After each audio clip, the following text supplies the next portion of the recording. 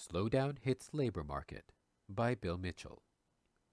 The Australian Bureau of Statistics, ABS, released the October labor force data today, and it confirms the trend towards a declining labor market. The official unemployment rate is now 5.2%, which means the rule of thumb, broader labor underutilization rate, including hidden unemployment and underemployment, will be once again into double figures, roughly double the official rate. The total number of unemployed increased by 9,000 and now stands just shy of 550,000. This is the second successive month that employment has fallen. All the pundits have been predicting growth employment, but total employment fell by 19,800. Most disturbing is that there has been a marked deterioration in full-time employment, which normally signals the start of a prolonged downturn.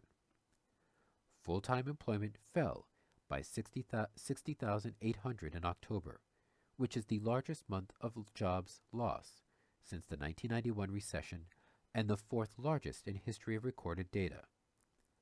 This was offset somewhat by a rise of 41,000 in part-time employment, further suggesting that the Australian economy has become adept at creating numerous low-paid, insecure, and casualized jobs in the service sector.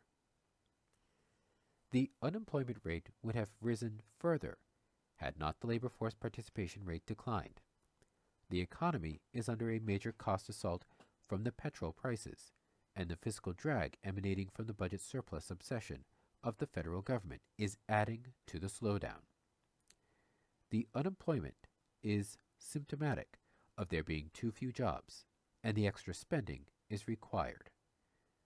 While the government is claiming their industrial relations changes, which were bulldozed through the lower house today, will create tens of thousands of jobs, the reality, apparently borne out by Treasury cabinet briefing, and the Treasury refuses to release, says otherwise. The matter is clear. The only way the IR changes will increase employment is if they reduce the desire to save by the private sector.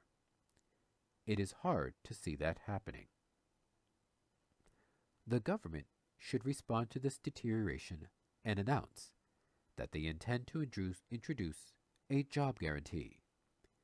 That is the sure way to reach full employment.